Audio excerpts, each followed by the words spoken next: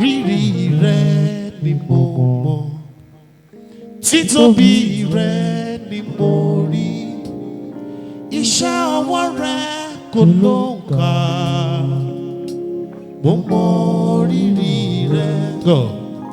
Rírì rẹ ni mo mọ̀, títóbi rẹ ni mo rí, iṣẹ́ ọwọ́ rẹ kò lóǹkà, mo mọ̀ rírì rẹ. When I thought of where I am coming from, èmi ọmọ fọ́gá tí ò léèyàn. I remember when I came into Lagos with pẹ̀lú Ghana Must Go. Mo rántí náà ọjọ́ tí mo dé kò tí bàbá mi kan wá pàdé mi ní Ìkọ̀tún Ègbè. Ọlọ́pàá tún mú bàbá yẹn. Ìyẹn my father that I will never forget in my life. Elder Ezekiel Ọmọkẹ́yìndé Ògìdìolú. Àwọn ọlọ́pàá Ìkọ̀tún tún mú lọ́dún yẹn, which was a very bad sign. Ọmọ tó fẹ́ wá gbé lọ́dọ̀ mi. On the 24th of April 2004, I survived an accident, 18 passenger bus. Èmi nìkan ló tún ṣẹ́kù. Pẹ̀lú gbogbo ìlàkọjá tí mo ti là kọjá láyé, mo wá rí wípé kì í ṣe ọgbọ́n orí mi. Bẹ́ẹ̀ ni kì í ṣe torí pé mo mọ̀ èèyàn. Tí mo bá ṣe sinimá, wọ́n ní Àtàbàtúbú good. Tí mo bá present, wọ́n ní àwọn ìlọ́rọ̀ lẹ́nu. Tí n bá gbogbo tí mo ṣà ń ṣe, àwọn èèyàn ní you are. Èmi dẹ̀ mọ̀ wípé èmi kọ́. Now listen to these lyrics. Ìwòye mi ló mú mi ronú jinlẹ̀ ibi tí mo ti ń bọ̀ wá. Ìṣe mi táyé sọ pé bí mo ṣe ni mo kọ̀ torí pé èmi kọ́. Kì í ṣọgbọ́n orí mi, kì í ṣe mímọ̀ ṣe, kì í ṣe wà bí ó ṣe wọ́. Láti inú ọkàn mi gbogbo rẹ̀. Kì máa ṣọgbọ́n orí mi, kì í ṣe mímọ̀ ṣe, kì í ṣe wà bí ó ṣe wọ́. Láti inú ọkàn mi gbogbo rẹ̀. Bring it down. Bóyá ẹ̀gbọ́n lyrics orin ẹ̀ dáadáa. Mo fẹ́ sọ̀rọ̀ sókè káyé gbọ́. Listen. Ìwòye mi ló mú mi ronú jinlẹ̀ ibi tí mo ti ń bọ̀ wá. Ìṣe mi táyé sọ pé mi mo ń ṣe ni mo kọ̀ torí pé èmi kọ́.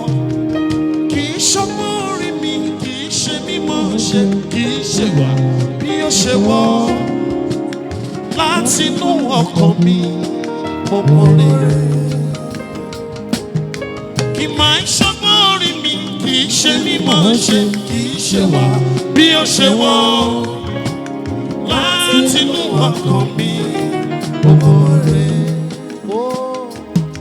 Rírì rẹ ni mo mọ̀, títóbi rẹ ni mo rí, iṣẹ́ ọwọ́ rẹ kò lóǹkà, mo mọ̀ rírì rẹ.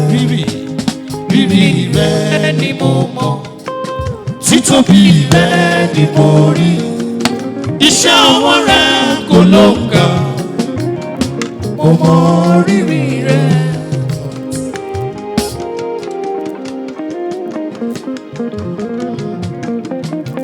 It can only be you, Lord.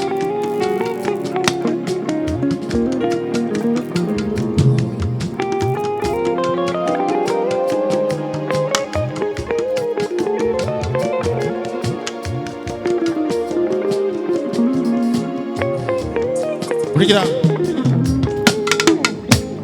Listen. Be you see red, give me more jamo. Without you, I saw me. Láìsí rẹ o, mélé darí ìrìn àjò ayé. Ìwọ ló mú mi lọ́wọ́ dání.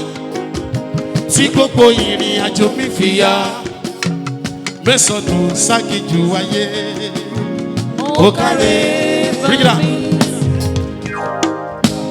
Listen to the lyrics one more time. Ani bí o sí rẹ kí ni mo já mọ́. Bí o sí rẹ kí ni mo já mọ́. Without you asán ni mí. Láìsí rẹ o mi lè darí. Ìrìn àjò ayé ìwọ ló mú mi lọ́wọ́ dání. Tí gbogbo ìrìn àjò mi fi yá mẹ́sàn-án ságijù ayé ó kárẹ̀. Mo mọ rírì rẹ, mo mọ rírì rẹ. Apá ńlá tó jagun ayé mi, mo mọ rírì rẹ. Apá ńlá tó jagun ayé mi, mo mọ rírì rẹ. Ṣé o lè sọ̀rọ̀? Mo mọ rírì rẹ, mo mọ rírì rẹ.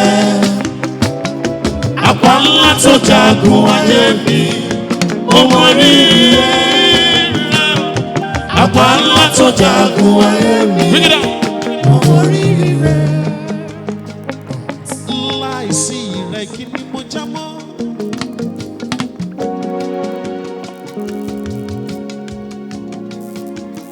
When trouble comes, ìwọ nìkan ni mo máa ń rí. Nígbà tí láńlọ́ọ̀dù kan tì mí jáde bí ajá tó lòun ò mọ̀ mí rí, tí ìrìn àjò one decade dẹ̀ dàbí bá àpàdé rí, tí mo dẹni tó ń sunu mọ́tò àtayá, tí mo kú onílé ojúlé márùn padà sínú yàrá kan, ìwọ mo rí. Tán fún mi ní yàrá bakery kan tí mo ti ń pa eku. Ọpẹ́lọpẹ́ ẹni tó rán sí mi, Dickness Florence Amusa.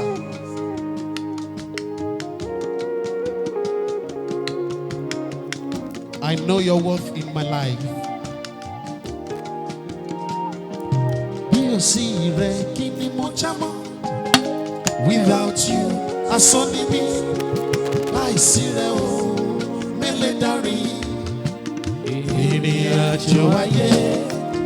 Ìwọ ló mú mi lọ́wọ́ dání. Tí gbogbo ìrìn àjò mi fi yá mẹ́sàn-án ságijù ayé ó kárẹ̀. Mo mọ rírì rẹ. Mami Kingsley, mo mọ rírì rẹ. Ẹ súnmọ́ mi nítòsí bàbá mi. Apá ńlá tó jagun ayé mi, Funfun lẹyẹ ń ṣe. mo mọ rírì rẹ. Ẹgbẹ́ olórin wọn ẹ máa ń wọlé. Bàbá ń bọ̀, Apá ńlá tó bàbá ń bọ̀ jagun o, ayé mi, bàbá ń bọ̀ o. mo mọ rírì rẹ. Mo mọ̀, mo mọ rírì rẹ. mo mọ̀. mo mọ rírì rẹ. Lẹ́yìn mo mọ̀ sí Apá náírà. ńlá tó jagun ayé mi, Rahul Mata. mo mọ rírì rẹ. Jerry Mosuna. Apá ńlá tó jagun ayé mi, Ṣá. mo mọ rírì